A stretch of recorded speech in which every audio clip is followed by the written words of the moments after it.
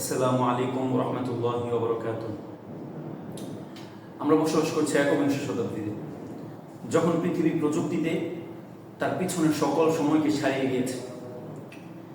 ঠিক এমন একটা সময়ে যখন প্রযুক্তির কল্যাণে আমাদের হাতে হাতে স্মার্টফোন এবং আমাদের হাতে হাতে সোশ্যাল মিডিয়া এবং আমাদের চারপাশে তথ্যের অবাধ প্রবাহ, যার ফলে আমাদের সামনে, বিশেষত সাধারণ মানুষের সামনে কষ্টকর হয়ে যায় যে কোন সংবাদটা সত্য, কোন সংবাদটা মিথ্যা, এটা পার্থক্য করা। তার উপর প্রতিটা মিডিয়া নিজস্ব সংবাদকে নিজস্ব আদর্শ দৃষ্টিভঙ্গির ভিত্তিতেই ফ্রেমিং করে প্রচার করে। সেই ক্ষেত্রে প্রতিটা মিডিয়া কিভাবে নিজের সংবাদকে পরিবেশন করছে, সে কোন উদ্দেশ্য নিয়ে, সে নিজের কোন উদ্দেশ্য নিয়ে সে সংবাদকে প্রচার করছে, এটা বোঝা সাধারণ মানুষের জন্য খুবই কষ্টকর হয়ে যায়। এই ঠিক এমন একটা সময় দাঁড়িয়ে আসন্না ফাউন্ডেশনের অঙ্গ সংগঠন দাওয়া ইনস্টিটিউট এর তাখাসুস বিভাগের ছাত্রদের জন্য গণমাধ্যমের উপর একটি কোর্সের আয়োজন করা হয়েছে, যার মধ্য দিয়ে ছাত্ররা সংবাদ মাধ্যমের ফ্রেমিং তথ্য বুঝতে পারবে সংবাদ মাধ্যমগুলো কিভাবে নিজেদের সংবাদগুলো পরিবেশন করে এবং মানুষের সামনে ভিন্নভাবে সত্যকে পরিবেশন করার চেষ্টা করে এবং সত্যকে ভিন্ন রূপে ফুটিয়ে তোলার চেষ্টা করে।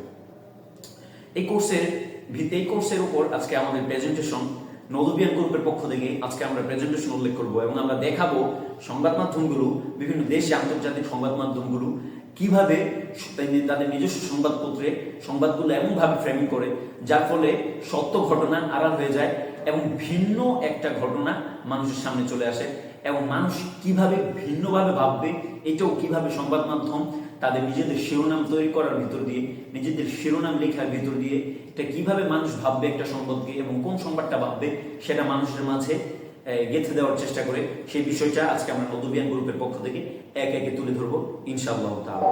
আমাদের সঙ্গেই থাকুন। আমাদের এক একজন সাথী এসে, আমাদের এক একজন সদস্য এসে আজকে একের পর এক তারা বিভিন্ন দেশে আন্তর্জাতিক সংবাদ মাধ্যমগুলোর উপর তারা পর্যালোচনা করবে এবং দেখাবে তারা কিভাবে শিরোনাম করে। আসসালামু আলাইকুম প্রিয় দর্শক, আজকে আমরা আলোচনা করব একটি সংবাদ মিডিয়া কিভাবে ফ্রেমিং করে। অনেক সময় যা সত্য থাকে সেভাবে বর্ণনা না করে মিডিয়া তাকে অন্যভাবে তাদের এজেন্ডা বাস্তবায়নের জন্য বর্ণনা করে। তো আমরা আজকে বাংলাদেশের দুটি সংবাদপত্র থেকে দুটি সংবাদের কিছু বিষয় নিয়ে আপনাদের সামনে সংক্ষিপ্ত আলোচনা করার চেষ্টা করব। তো আমার প্রথম যে সংবাদটি তা হলো বিবিসি বাংলার একটি সংবাদে দেখা যায় যে তারা 2021 সালের তালেবানের আফগানিস্তানের বিজয়ের পর তারা একটি সংবাদে লেখে যে তালেবান নামের মৌলবাদী ইসলামপন্থী মিলিশিয়া বাহিনী। তো এখানে তালেবানকে একটি জঙ্গি এবং ভিলেন হিসাবে পেশ করা হয়েছে। দেখানো হয়েছে যে তালেবান কোনো বৈধ রাজনৈতিক শক্তি নয়।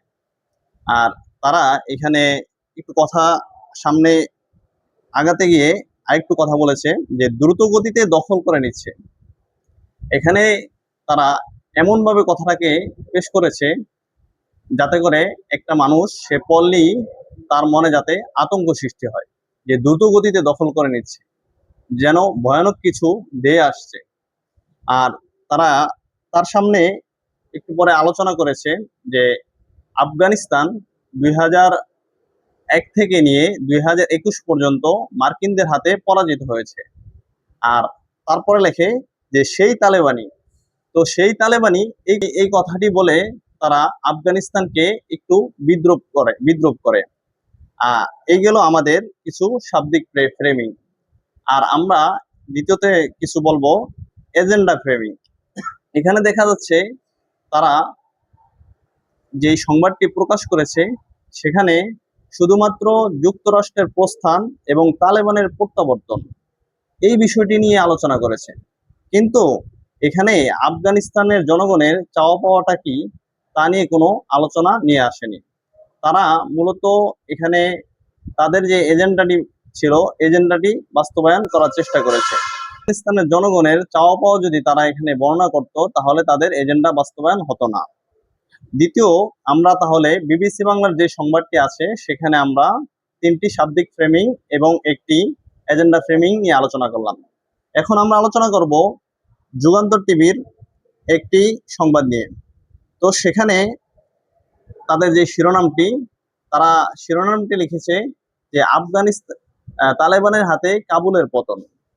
তো তারা এখানে লিখতে পারতো যে তালেবানের হাতে যুক্তরাষ্ট্রের পতন, এরকম না লিখে তারা লিখেছে কাবুলের পতন। এখানে তারা বোঝাতে চেয়েছে যে তালেবান কেমন জানি পুরো আফগানিস্তানের মানুষকে পরাজিত করেছে, তালেবানের হাতে পুরো আফগানিস্তানের মানুষ পরাজিত হয়েছে। কিন্তু বিষয়টি কি আসলে এরকম? না, বিষয়টি এরকম নয়। বিষয়টি হলো যে মূলত আফগানিস্তানের জনগণ যা প্রত্যাশা ছিল সেটা পেয়েছে। তারা এই বিষয়টিকে একটু অন্যরকম ভাবে পেশ করেছে যে কাবুলের পতন। তো আসলে এই বিষয়টি যুক্তিযুক্ত নয়। আরেকটি এখানে যে বিষয় এপিসোডিক ফ্রেমিং যে তারা একটা জায়গায় লিখেছে যে প্রেসিডেন্ট প্যালেস দখল, অবরুদ্ধ রাজধানীতে আতঙ্ক, মানুষের ছোটাছুটি। এখানে তারা বিষয়টাকে এমনভাবে আসসালামু আলাইকুম রহমতুল্লাহি ওয়া বারাকাতুহু। আমি আপনাদের সামনে দুটি পত্রিকার শিরোনাম ফ্রেমিং বিস্তারিত আলোচনা করব। প্রথমটি হচ্ছে প্রথম আলো, দ্বিতীয়টি হচ্ছে বিবিসি নিউজ। প্রথম আলো পত্রিকাটির শিরোনাম হচ্ছে আফগানিস্তান ছেড়েছে রোবট নির্মাতা ছাত্রীরাও। এই শিরোনামটি আমি মোটা দাগে তিনটি ফ্রেমিং পেয়েছি। প্রথমটি হচ্ছে শব্দচয়ন ফ্রেমিং, দ্বিতীয়টি জেন্ডার ফ্রেমিং, তৃতীয়টি হচ্ছে এপিসোডিক ফ্রেমিং। এখানে শব্দচয়ন ফ্রেমিংটি দুইভাবে পাওয়া যায়। প্রথমটি এভাবে যে রোবট নির্মাতা ছাত্রীরা এই শব্দের প্রয়োগ। এখানে রোবট নির্মাতা ছাত্রীরা এই শব্দের প্রয়োগ করে জ্ঞান বিজ্ঞানের অগ্রগামী অর্থাৎ এলিট শ্রেণী বুঝিয়ে সাংবাদিক পাঠকের মনোমস্তিষ্কে এই মেসেজ পাঠাতে চাচ্ছে যে আফগানিস্তানে তালেবানের ক্ষমতায় আসাকে এলিট শ্রেণীরা নিজেদের জন্য হুমকি স্বরূপ দেখছে এবং আফগানিস্তান ছেড়ে পালিয়ে যাচ্ছে। 2 নম্বর, ছাত্রীরা শব্দের শেষে ও অক্ষর যোগ করে এখানে একটা ভয়াবহতা বোঝানো হচ্ছে যে সবাই আফগানিস্তান ছেড়ে যাচ্ছে, সর্বশেষ নিরীহ ছাত্রীরা পর্যন্ত আফগানিস্তান ছেড়ে যেতে বাধ্য হচ্ছে। 2 নম্বর, এখানে জেন্ডার ফ্রেমিং পাওয়া যায়, অর্থাৎ তৎকালীন সময়ে নারী পুরুষ নির্বিশেষে অনেক মানুষ আফগানিস্তান ছেড়েছে, কিন্তু কোনো পুরুষকে নিয়ে কোনো মিডিয়া সংবাদ কভারেজ করতে আমরা না দেখলেও ঠিকই নারীদেরকে নিয়ে যখনই কোনো একটা নারীবাদী টিম আফগানিস্তান ছাড়তে উদ্যত হয় তখন ঠিকই পশ্চিম পাড়ার মিডিয়াগুলো তাদেরকে নিয়ে সংবাদ কভার করতে থাকে পশ্চিমা মনোমস্তিষ্কে এই মেসেজ পাঠানোর জন্য যে আফগানিস্তানে তালেবানের ক্ষমতায় আসা এটা নারীদের জন্য একটি হুমকি।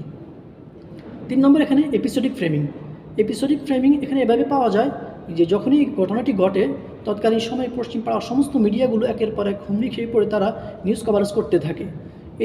এই টিমটিকে নিয়ে অর্থাৎ 9 জনের এই টিমটিকে নিয়ে তারা ইন্ডিভিজুয়ালি প্রত্যেকের বায়োডাটা, প্রত্যেকের অতীত বর্তমান ভবিষ্যৎ নিয়ে তারা নিউজ কভারেজ করতে থাকে। তাদের কী ছিল অতীতের স্বপ্ন, তাদের ভবিষ্যৎ কী হবে, বর্তমানে তাদের কী অবস্থা, একের পর এক তারা নিউজ কভারেজ করতে থাকে। অথচ বিগত 20 বছর আফগানিস্তান থেকে অনেক মা ও শিশু নারীরা আফগানিস্তান ছেড়ে যেতে বাধ্য হয়, কিন্তু আমরা পশ্চিম পাড়ার সেই মিডিয়াগুলোকে তাদেরকে নিয়ে কোনো নিউজ কভারেজ করতে দেখি নেই। আর এটাই হচ্ছে এপিসোডিক ফ্রেমিং। আমার দ্বিতীয় পত্রিকাটি হচ্ছে বিবিসি নিউজ পত্রিকাটির শিরোনাম হচ্ছে তালেবানের ক্ষমতা দখলের পর আফগানিস্তানের অর্থনৈতিক সংকট।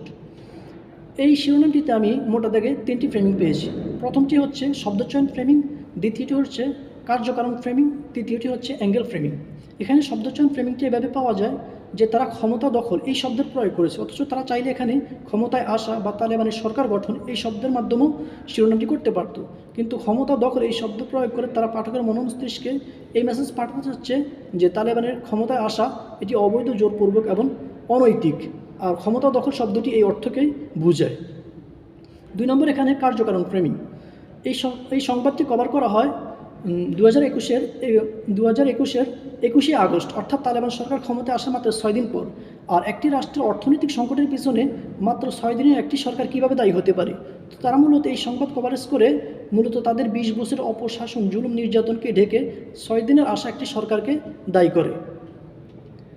তৃতীয়ত, এখানে অ্যাঙ্গেল ফ্রেমিং। তারা এখানে তাদের শিরোনামটিকে প্রমাণ করতে গিয়ে যেই পিকচারটিকে অ্যাড করেছে, আসলে এই পিকচার দেখে বোঝার কোনো উপায় নেই যে আসলে তালেবান সরকার আসার কারণে আফগানিস্তান অর্থনৈতিক সংকট তৈরি হয়েছে। এখানে তারা দেখাচ্ছে ব্যাংকের সামনে কিছু মানুষ দাঁড়িয়ে আছে, তো বাস্তবতা উল্টাও হতে পারে, অর্থাৎ কিছু মানুষ ব্যাংক খোলার অপেক্ষায় ব্যাংকের সামনে দাঁড়িয়ে আছে, এটাও হতে পারে। আবার এটাও হতে পারে যে ভিতরে মানুষের কার্যক্রম বেশি হওয়ার কারণে, ব্যাংকের সাথে মানুষের লেনদেন বেশি হওয়ার কারণে ভিড় হয়ে গেছে এবং বাইরে কিছু মানুষ অপেক্ষায় আছে। তো তারা বাস্তবতার নিরীক্ষণ না করে শুধুমাত্র বাইরের চিত্রটাই তাদের শিরোনামকে প্রমাণিত করার জন্য ফুটিয়ে তুলেছে। তো আশা করি আমার দুটি ফ্রেমিং আমি বিস্তারিত আলোচনা করতে পেরেছি। ওকে, আসসালামু আলাইকুম। রহমতুল্লাহি ওয়া বারাকাতুহু। আজকে সংবাদ মাধ্যমের ফ্রেমিং তত্ত্বকে তুলে ধরার জন্য আমি আমি আমি কয়েকটি জাতীয় এবং আন্তর্জাতিক সংবাদ মাধ্যমের শিরোনামকে তুলে ধরেছি। সংবাদের সময়টা আফগানিস্তানের তালেবান সরকার যখন ক্ষমতায় আসে সেই বিষয়টাকে নিয়ে আমরা দুইটা সংবাদ নিয়েছি বিভিন্ন দেশে বিভিন্ন আন্তর্জাতিক মিডিয়াগুলো থেকে। দুইটা সংবাদের শিরোনামকে আমরা ব্যবচ্ছেদ করব এবং দেখাবো কিভাবে আন্তর্জাতিক মিডিয়াগুলো তাদের নিজস্ব স্বার্থ উদ্ধারের জন্য নিজস্ব আদর্শকে কেন্দ্র করে সব মিডিয়া তাদের নিজস্ব আদর্শকে কেন্দ্র করে কিভাবে সংবাদকে পরিবেশন করে এবং সংবাদকে ফ্রেম করার চেষ্টা করে। আমাদের প্রথম যে শিরোনাম বা আমরা প্রথম যে সংবাদের যে ইয়েটা নিয়ে আলোচনা করব সেটা হচ্ছে আল জাজিরা এবং বিবিসি উভয়ই এই সংবাদটাকে কভার করেছে এবং তারা ভিন্নভাবে এই সংবাদটাকে একই সংবাদকে এক এক সংবাদ মাধ্যম একইভাবে উপস্থাপন করছে, সেটা দেখাবো। আল জাজিরা তালেবানদের ক্ষমতা দখলের পর সরকার গঠন নিয়ে তারা একটা সংবাদ করেছে, সেটা শিরোনাম ছিল Taliban announces new government in Afghanistan, অর্থাৎ তালেবান আফগানিস্তানের নতুন সরকার ঘোষণা করেছে। এই সংবাদ মাধ্যমে তারা যে সংবাদটা শিরোনাম করেছে এবং সেই শিরোনামের অধীনে তারা তালেবানদের একটা ছবিকে প্রকাশ করেছে।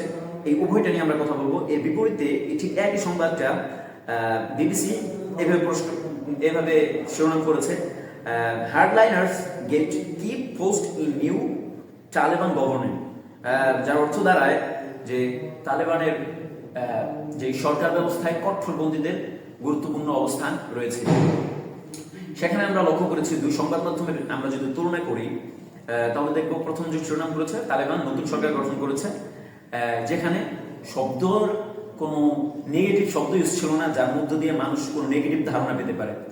বিপরীতে আমরা যখন একই সংবাদ বিবিসি নিউজ করলো, তারা দেখলাম যে সেখানে নিউজ করছে যে হার্ডলাইনার্স অর্থাৎ কট্টরপন্থীদের অবস্থান তালেবান সরকারের মধ্যে। এই সংবাদ শিরোনামের এই দুইটা সংবাদের শিরোনামের মধ্য দিয়ে আমাদের কাছে স্পষ্ট হয়ে যাচ্ছে একটা সংবাদের শিরোনামের মধ্য দিয়ে মানুষের মাঝে একটা নেগেটিভ ধারণা তৈরি হচ্ছে তালেবান সরকারের প্রতি, যেটা বিবিসি করেছে, এবং আল জাজিরার সেই একই সংবাদ থেকে তেমন কোনো ধারণা আসছে না, একটা নিরপেক্ষ অবস্থান লক্ষ্য করা যাচ্ছে, যাকে মিডিয়ার পরিভাষায় বলে শব্দ ফ্রেমিং, জার্নালিজমের পরিভাষায় যাকে শব্দ ফ্রেমিং বলে। শব্দ ফ্রেমিংয়ের তথ্যটা এমন যে একটা শব্দ ইউজ করে মানুষের মাঝে আগে থেকে একটা ধারণা তৈরি করা, প্রাইমিং যাকে বলে, মনোবিজ্ঞানের ভাষায় প্রাইমিং বলে একটা শব্দ ইউজ আছে, অর্থাৎ এমন কিছু শব্দ ইউজ করা বা এমন কিছু ইউজ করা যে ইউজের মাধ্যমে মানুষের মনে একটা প্রভাব সৃষ্টি করা এবং মানুষ সেই প্রভাবের কারণে পরবর্তী কোনো জিনিসকে ভাবার ক্ষেত্রে সেই প্রভাবের অধীনে থাকা বা প্রভাবের শিকার হওয়া, যেটা আমরা আল জাজিরার বিবিসির এই নিউজ থেকে দেখতে পাই। তারা যখন বললো যে তালেবানদের সরকার ব্যবস্থায় কট্টরপন্থীদের অবস্থান, এই শিরোনামের মধ্য দিয়েই তার তালেবানদের ভিতরে তালেবানদের উপর একটা নেগেটিভ ধারণা সৃষ্টি করার চেষ্টা করেছে এবং তালেবানদেরকে কট্টরপন্থী এবং সন্ত্রাসী বা এই জাতীয় হিসাবে তুলে ধরার উপস্থাপন করেছে। ঠিক বিপরীতে তারা এই একই সংবাদে প্রকাশ করার ক্ষেত্রে দোনো মিডিয়া দুটা ভিন্ন ভিন্ন ছবি প্রকাশ করেছে। আমরা যদি দেখি তাহলে দেখবো আল জাজিরা ঠিক এই সংবাদটা প্রকাশ করার পরে তারা একটা হাস্যোজ্জ্বল তালেবান নেতার ছবি প্রকাশ করেছে, যার ভিতর দিয়ে আসলে তালেবানদের প্রতি মানুষের একটা ভালো ধারণা তৈরি হতে পারে। কিন্তু বিপরীতে এই বিবিসি যখন এই নিউজটা প্রকাশ করলো, তারা যে ছবিটা প্রকাশ করলো সেটা ছিল তালেবানের একজন নেতার গুমরা মুখ, মানে একটা ভয়ানক একটা ফ্রেমিং করার চেষ্টা করলো, যাকে জার্নালিজমের পরিভাষায় আমরা ভিজুয়াল ফ্রেমিং বলতে পারি বা আমরা ফটো ফ্রেমিং বলতে পারি, যে ফটোর মাধ্যমেও কিভাবে মানুষের মনোজাগতে একটা সংবাদের নেগেটিভ প্রভাব সৃষ্টি করা যায়, সেটা আমরা এই সংবাদ মাধ্যমের এই ফ্রেমিং তত্ত্ব থেকে বুঝতে পারি। তো আমাদের এই ছিল প্রথম যে সংবাদ। দ্বিতীয় সংবাদটা আমরা করব ঠিক তালেবানদের ক্ষমতা দখলের পরে যখন আফগানিস্তান থেকে আমেরিকান সেনারা চলে যাচ্ছিল, ঠিক সেই সময়ের একটা ঘটনা। বিভিন্ন সংবাদ মাধ্যম যেটা প্রকাশ করেছে যে জাকি আনোয়ার নামে একজন তালেবান, মানে একজন আফগানিস্তানের জাকি আনোয়ার নামে একজন তরুণ খেলোয়াড় ছিল ফুটবল, সে বিমানে করে পালিয়ে যাওয়ার সময় সে আসলে বিমান দুর্ঘটনায় মারা যায়, অর্থাৎ বিমান থেকে পড়ে মারা যায়। তো এই সংবাদটা আমরা দেখি বিভিন্ন সংবাদ মাধ্যম বিভিন্নভাবে প্রকাশ করেছে, যার ভিতর দিয়ে আমরা বুঝতে পারবো এই সংবাদের শিরোনামগুলো ব্যবচ্ছেদ করলে যে এক একটা সংবাদ মাধ্যম কিভাবে এই সংবাদটাকে ভিন্নভাবে তাদের নিজেদের আদর্শে ব্যবহার করার চেষ্টা করেছে। দেখি জাকির আলীর যে মৃত্যু খবরটা, এটা আমরা লক্ষ্য করেছি আল জাজিরা যেভাবে প্রকাশ করেছে। আল জাজিরা প্রকাশ করেছে যে তালেবানদের কাবুল দখলের পরে অর্থাৎ পালিয়ে যাওয়ার সময় একজন আফগান তরুণ খেলোয়াড়ের মৃত্যু, যার ভিতরে কোনো নেগেটিভ ফ্রেমিং ছিল না, যার ভিতর দিয়ে আসলে কোনো নেগেটিভ ধারণা আসলে তালেবানদের উপর তৈরি হয় না। হ্যাঁ, তারা এই একটা মাত্র সংবাদের একটা মাত্র শিরোনাম করেছে। হ্যাঁ, কিন্তু আমরা লক্ষ্য করেছি বিবিসি ঠিক এই সময়ে দাঁড়িয়ে তারা এই সংবাদটাকে নিয়ে সিরিজ নিউজ করেছে, যাকে সংবাদের জার্নালের জন্য পরিভাষায় এপিসোডিক ফ্রেমিং বলে। এর মধ্য দিয়ে তারা আসলে জনমানে তালেবানের ভিতরে একটা আতঙ্ক সৃষ্টি করার চেষ্টা করেছে যে তালেবান সংস্কৃতি বিরোধী, তালেবান খেলোয়াড় বিরোধী বা তালেবান খেলা বিরোধী। এর ভিতর দিয়ে আসলে মানুষের মাঝে একটা আতঙ্ক সৃষ্টির চেষ্টা আমরা দেখেছি বিবিসি, সিএনএন এবং গার্ডিয়ান, এই পত্রিকাগুলো এই ফ্রেমিংটা করার চেষ্টা করেছে, যাকে এপিসোডিক ফ্রেমিং বলেন জার্নালিজমের পরিভাষায়। আরেকটা সেটিং দেখেছি আমরা, আরেকটা দেখি সংবাদ মাধ্যম এই একই সংবাদ প্রকাশ করতে গিয়ে তাকে বলে এজেন্ডা সেটিং। যখন আন্তর্জাতিক গণমাধ্যমগুলো এই ঘটনাকে অত্যন্ত গুরুত্ব দিয়ে প্রকাশ করলো, তখন তারা এটাকে বুঝিয়ে দিল যে এই সংবাদটাকেই এখন আমাদেরকে ভাবতে হবে। অথচ ওই সময়টা এর চেয়ে গুরুত্বপূর্ণ বিষয় ছিল তালেবানদের কাবুল দখল করা, যেটা ছিল একটা ঐতিহাসিক ঘটনা। কিন্তু সেই ঐতিহাসিক ঘটনাকে তারা আড়াল করে, হ্যাঁ, সবচেয়ে বড় কথা হচ্ছে সেই সময় আফগানিস্তান থেকে মার্কিন সেনাদের প্রত্যাবর্তন করা এবং আফগান জনগণের যেই চরম যে একটা মানবেতর অবস্থা ছিল, সেটাকে তারা বাদ রেখে, সেটার সংবাদকে এক সাইডে রেখে তারা এই খেলোয়াড়ের সংবাদটাকে এত গুরুত্ব দিয়ে প্রচার করলো এবং সিরিজ ঘটনা লাগাতার কয়েকদিন প্রকাশ করার মধ্য দিয়ে মানুষের মাঝে এই ঘটনাকে একটা ব্যাপক আকার প্রকাশ করার চেষ্টা করলো এবং মানুষের মনে তালেবানদের ব্যাপারে একটা বিরূপ মনোভাব সৃষ্টি করার চেষ্টা করলো এবং এটা বোঝাতে চাইলো যে তোমাদেরকে এখন এই মুহূর্তে এই সংবাদটা নিয়ে অধিক পরিমাণে ভাবতে হবে, হ্যাঁ, এবং এটা নিয়ে চিন্তা করতে হবে। অথচ হচ্ছে গুরুত্বপূর্ণ অনেক বিষয় সেই সময় ছিল, যাকে মিডিয়ার পরিভাষায় আমরা দেখি এজেন্ডা সেটিং বলে। অর্থাৎ একটা সংবাদ মাধ্যম তার শিরোনামের মধ্য দিয়ে এবং তার সংবাদের মাধ্যম দিয়ে জনমনে একটা প্রভাব সৃষ্টি করার চেষ্টা করে যে জনগণ কি ভাববে এবং সে কি নিয়ে ভাববে এবং কিভাবে ভাববে, এটাও তারা এই এজেন্ডা সেটিং জার্নালিজম পরিভাষা যাকে বলে সেটা তারা ব্যাখ্যা, সেটা তার জন্মানো সে প্রভাব সৃষ্টি করার চেষ্টা করে। তো আজকে আমরা এই দুটো সংবাদ থেকে দেখলাম মিডিয়াগুলো কিভাবে তারা তাদের সংবাদগুলো ফ্রেমিং করে এবং কিভাবে নিজেদের আদর্শে প্রতিটা সংবাদ তারা প্রকাশ করার চেষ্টা করে। আশা করি আমরা এগুলো থেকে উপকৃত হবো। আশা করি সকলেই বুঝতে পেরেছেন বিষয়টা। আসসালামু আলাইকুম ওয়া রাহমাতুল্লাহি ওয়া বারাকাতুহু। আজকে আলোচনা করব মিডিয়া ফ্রেমিং নিয়ে। তো এই ক্ষেত্রে প্রথমেই যে শিরোনামটি আমাদের হাতে আছে তা হচ্ছে আল জাজিরার একটি প্রতিবেদন, একটি শিরোনাম যেটা প্রকাশিত হয়েছে 2021 সালের 16ই আগস্ট। শিরোনামে বলা হয়েছে তালেবান কাবুল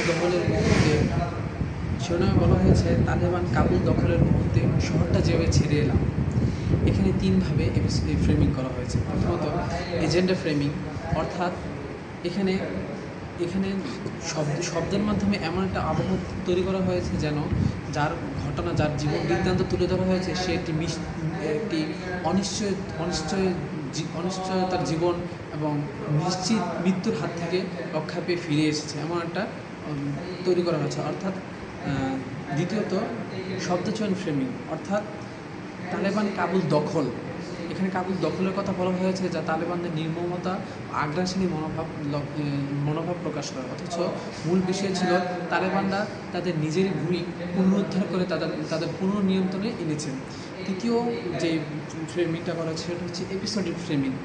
তালেবান আফগান সাধারণ জনগণের কি মূল সংকট ছিল ওই সময়, কিংবা ভূরাজনীতির কী বিষয়, পুরা দেশের পরিস্থিতি কী, সেগুলি তুলে না ধরে এখন তারা নির্দিষ্ট একটি ব্যক্তির সংকীর্ণ অভিজ্ঞতার কথা এখানে তুলে ধরা হয়েছে, যেটা এপিসোডিক ফ্রেমিং বলি আমরা। দ্বিতীয় যে শিরোনাম আমাদের হাতে আছে সেটা হচ্ছে তালেবানের হাত থেকে পালাতে মরিয়া আফগানদের কাবুল বিমানবন্দরে ভিড়। এটি 2021 সালের 16ই আগস্ট আল জাজিরা থেকে প্রকাশ হয়। এই ফ্রেমিংয়ে চারভাবে এই শিরোনামে চারভাবে ফ্রেমিং করা হয়েছে। প্রথমত শব্দচয়ন ফ্রেমিং, অর্থাৎ এখানে পালাতে ও মরিয়া এই শব্দ দুটি খুব সতর্কতার সাথে ব্যবহার করা হয়েছে, যাতে তালেবানদের নির্মমতার দিকটি তুলে ধরা যায় এবং আফগানদের সাধারণ অভিবাসী বা যাত্রী হিসেবে না তুলে ধরে তাদেরকে তারা খাওয়া একটি ভুক্তভোগী হিসেবে তুলে ধরা যায়। দ্বিতীয় ফ্রেমিং হচ্ছে এজেন্ডা ফ্রেমিং। এখানে জনসাধারণকে ভাবতে বাধ্য করা হচ্ছে যে জনসাধারণকে বাধ্য করা হচ্ছে যে আফগানরা অধিকাংশ তালেবানদের শাসনের বিপরীত, এজন্যই তারা পালাতে বাধ্য হয়েছে, এমনকি এই কারণে বিমানবন্দরে ভিড় লেগে গেছে। অথচ অন্যদিকে যে আফগানিস্তানের অধিকাংশ মানুষ যে তাদের আপন দেশেই রয়ে গিয়েছে, সে কথাটা একেবারেই তুলে আনা হয়নি। তৃতীয়ত এখানে Robert and minute framing paradigm আনা হয়েছে, যেখানে এই একটি শিরোনামে তার 4টি স্তম্ভের প্রয়োগ করা হয়েছে। প্রথম স্তম্ভ হচ্ছে সমস্যার সংজ্ঞা, যে তারা আফগানদের তালেবান ক্ষমতা চাচ্ছে না এবং তারা এই কারণে কাবুল বিমানবন্দরে ভিড় করেছে। এই সমস্যার কারণ নির্ণয় করতে গিয়ে তারা তালেবানকে সরাসরি ভিলেন হিসেবে উপস্থাপন করছে। তৃতীয় স্তম্ভ হচ্ছে নৈতিক মূল্যায়ন। এখানে যারা আফগানবাসীরা যারা পালিয়ে যাচ্ছে তাদেরকে সঠিক মতামত দিয়ে এবং তালেবানদের এই ক্ষমতা দখলের বিষয়টা অনৈতিক তারা রায় দিয়ে দিচ্ছে। এখানে শেষ স্তম্ভ সমাধান প্রস্তাব হিসেবে তারা এখানে স্পষ্ট প্রত্যক্ষভাবে না থাকলে পরোক্ষভাবে যেন এই বার্তায় সমাধান দিতে যাচ্ছে যে এখানে তালেবানদের উচিত ক্ষমতা ছেড়ে দেওয়া কিংবা বৈশ্বিক কোনো হস্তক্ষেপের প্রয়োজন, এখানে তারা এই সমাধান দিচ্ছে। চতুর্থত এখানে যেই ছবিটি শিরোনামের সাথে যে ছবিটি যোগ করা হয়েছে সেটি ছিল হচ্ছে বিমানবন্দরে ভিড় উপচে পড়ে বিমানের উপরে মানুষ উঠতে বাধ্য হচ্ছে, মানুষ বিমানের উপর উঠে বসছে, এরকম। সাথে যে শিরোনামটা এবং ছবিটা খুব সুন্দর একটি যে কোনো পাঠকেরই মনস্তাত্ত্বিক মন বা মস্তিষ্ক লক করে ফেলবে প্রথমেই। এর মাধ্যমে এই ছবির মাধ্যমে শিরোনামের মধ্যে যা আছে যে পালাতে মরিয়া, সেই শব্দটির সত্যতা স্পষ্টভাবে তুলে ধরা হয়েছে। তো এই ছিল এই দুই শিরোনামের এপিসোডিক মিডিয়া ফ্রেমিং। আসসালামু আলাইকুম রহমতুল্লাহ। আলহামদুলিল্লাহ ওয়াসসালাতু আহলিহি আম্মা বাদ। সম্মানিত শ্রোতামণ্ডলী, আজকে আমি আপনাদের সামনে যে বিষয়টি নিয়ে আলোচনা করব সেটা হচ্ছে একটি তথ্য গণমাধ্যম ফ্রেমিং করার কারণে কোন ধরনের ইফেক্ট জনসাধারণের মাঝে, মানুষের মাঝে তৈরি হয় তা নিয়ে। সম্মানিত শ্রোতামণ্ডলী, প্রতিটি তথ্য একটি বার্তা বহন করে। সেই বার্তাটি ইতিবাচক হতে পারে, নেতিবাচক হতে পারে। আমাদের বুঝতে হবে আমাদের কাছে গণমাধ্যমের মাধ্যমে যে সংবাদটা বা যে তথ্যটা পৌঁছে তাতে তাদের কোনো স্বার্থ লুকিয়ে আছে কিনা, নাকি তারা নিরপেক্ষ। কারণ একটিমাত্র তথ্য বিভিন্নভাবে ফ্রেমিং করার কারণে পাঠকের মনে ভিন্ন ইফেক্ট তৈরি হয়। এখন আমরা দেখব 2021 সালে আফগানিস্তানে যখন তালেবান সরকার ক্ষমতা দখল করে, তখন আন্তর্জাতিক গণমাধ্যমগুলো কোন ধরনের ফ্রেমিং বা কিভাবে তাদের এই ক্ষমতা দখলকে উপস্থাপন করেছে। সর্বপ্রথম সেখানে গুরুত্বপূর্ণ যে ফ্রেমিংটা সেটা হচ্ছে শব্দচয়ন ফ্রেমিং। গণমাধ্যমগুলো তাদের আইডিওলজিক্যাল এবং পলিটিক্যাল অবস্থান অনুযায়ী নির্দিষ্ট শব্দ বেছে নিয়েছে, যা পাঠকের মনস্তত্ত্বকে প্রভাবিত করে। আফগানিস্তানের ক্ষমতার এই পরিবর্তনকে আল জাজিরা সংবাদ মাধ্যম যেভাবে হেডলাইন করেছে, সেই হেডলাইনের মূল বিষয়বস্তুটা ছিল এমন: দ্য তালেবান টেক ওভার বা দ্য তালেবান কন্ট্রোল, ক্যাপচার, এই ধরনের শব্দ, যার দ্বারা উদ্দেশ্য হলো একটা ক্ষমতার পরিবর্তন হয়েছে, তো আরেকটা ক্ষমতা এখানে দখল করেছে বা রাষ্ট্রের ভার নিয়েছে, যেটা ছিল নিরপেক্ষ। মূলত ঠিকই একটা ক্ষমতার পরিবর্তন হয়েছে, আরেকটা শক্তি ক্ষমতা দখল করেছে। তো এই ক্ষেত্রে আল জাজিরা নিরপেক্ষ ছিল। কিন্তু একই শব্দ the Taliban take over, capture, control, translation of power, এই সমস্ত শব্দ বিবিসি, রয়টার্স তারাও শব্দচয়ন করেছে, কিন্তু তারা আরেকটা শব্দ সেখানে যুক্ত করেছে, সেটা হলো সিজড, যার অর্থ হলো জোরপূর্বক ক্ষমতা দখল করা।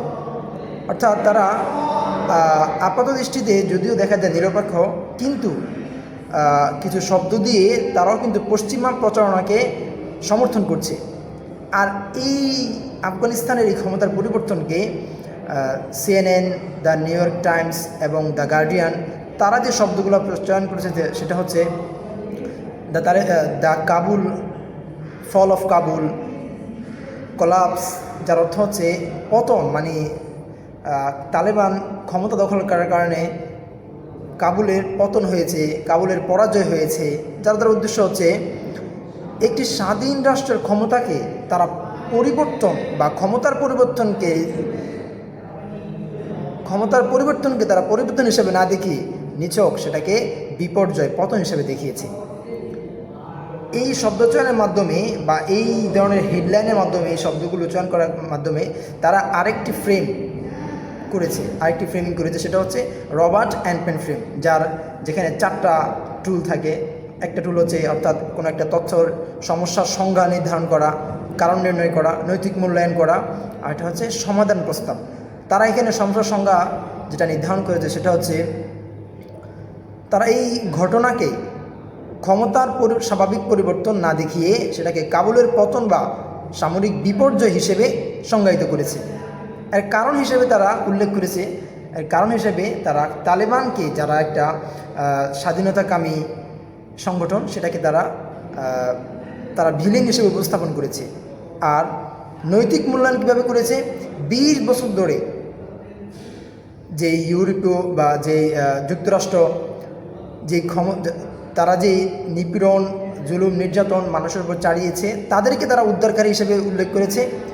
আর যারা এই ধরনের নিপীড়ন থেকে মানুষকে মুক্ত করতে চেয়েছে তালেবান, তাদেরকে তারা নিন্দনীয় হিসেবে রায় দিয়েছে। আর তারা সমাধান প্রস্তাব কী দিয়েছে? সমাধান প্রস্তাব একটাই, পশ্চিমা ধারার রাজনীতি পুনরায় ফিরে আসা বা গণতন্ত্রে পুনরায় ফিরে আসা।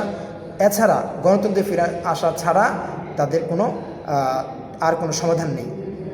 এখন কথা হলো, এই ধরনের ফ্রেমিং, শব্দচয়ন ফ্রেমিং বা রবার্ট অ্যান্ড পেন ফ্রেমিং, এর দ্বারা মূল উদ্দেশ্যটা কী তাদের? আর মূল উদ্দেশ্য হলো যে তারা মূলত যে গণতন্ত্রের যে পতন হয়েছে, সেটা তার গণতন্ত্রের পতনকে তারা মেনে নিতে পারছে না, বরং গণতন্ত্রের পতনকে তারা কাবুলের পতন হিসেবে উপস্থাপন করছে। এর মূল উদ্দেশ্য হচ্ছে পশ্চিমা বাণিজ্য এবং অর্থনীতিকে টিকিয়ে রাখা। আর এর বাইরের আসল সত্যটা কি?